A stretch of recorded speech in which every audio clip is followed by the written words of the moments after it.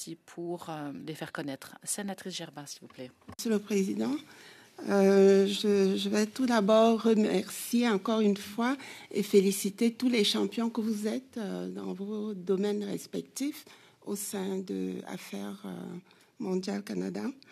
On voit la différence, on voit les changements qui se produisent et un des changements qu'on observe, que j'ai observé en fait en allant par exemple en Afrique, c'est de voir qu'il y a de plus en plus de chefs de mission noirs en Afrique. Ça m'amène quand même à poser la question à Madame l'ambassadrice championne des minorités, ambassadrice Reiki. Dans un mémoire soumis au comité, des membres du programme 1834 Fellowship indiquent que l'un des critères d'avancement des agents d'AMC est leur passage ou non dans les missions de grande ampleur. Or, les agents noirs seraient victimes d'un double phénomène.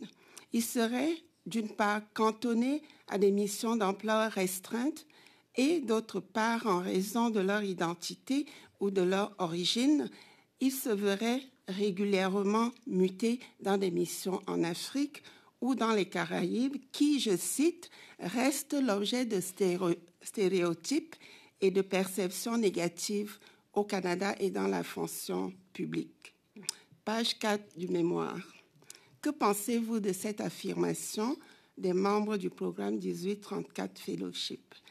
Et ma deuxième question, c'est est-ce que le passage des agents noirs dans les missions en Afrique ou dans les Caraïbes pénalise leur avancement au sein d'Affaires mondiales?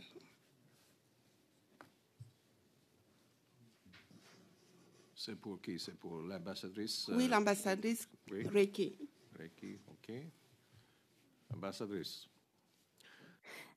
Merci beaucoup pour les questions. C'est un sujet assez important et intéressant. Et je dirais que Je dirais que le réseau des employés noirs, qui est un sous-groupe du réseau des minorités visibles et qui est un espace dédié pour les employés noirs, serait sans doute mieux positionné pour répondre et en fait en expliquer davantage sur ces expériences vécues. Les données démontrent toutefois que le ministère pourra certainement offrir plus de détails au niveau des données, mais l'expérience des employés noirs exige plus d'attention. Et nous avons parlé de la représentation noire. Vous avez posé la question sur les femmes noires au niveau du ministère.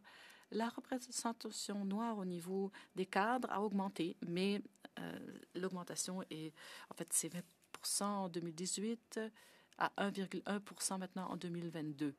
Alors, nous sommes sur la bonne voie, mais les progrès sont lents. Pour ce qui est des obstacles plus particuliers pour les employés noirs, ils existent. Donc, lorsque je parle aux réseaux et aux membres des réseaux et que je mentionne ces éléments clés qui, en fait, concernent l'avancement professionnel, le harcèlement, par exemple, question de bien-être au travail, très souvent, les problèmes concernant les employés noirs sont très spécifiques. Il y a la question des stéréotypes qui perdurent, et bon, le fait qu'ils soient limités à certaines missions, je pense que ce serait sans doute nos employés noirs qui pourraient vous en dire plus. Mais il s'agit définitivement d'un domaine sur lequel il faut travailler et le ministère s'est engagé à en faire plus. Pour ce qui est du secrétariat de la lutte contre le racisme ou d'autres groupes, là où il y a des lacunes, ça concerne les employés ayant des handicaps, des employés noirs, des employés autochtones. Donc, pour ce qui est des actions ciblées, ce sont des objectifs pour nos cadres supérieurs. J'imagine qu'il y a des questions aussi au niveau des pays hôtes. Si vous envoyez des diplomates dans certains pays, j'avais mentionné les chefs de mission un peu plus tôt, mais je pense que cela doit concerner aussi des cadres intermédiaires, par exemple.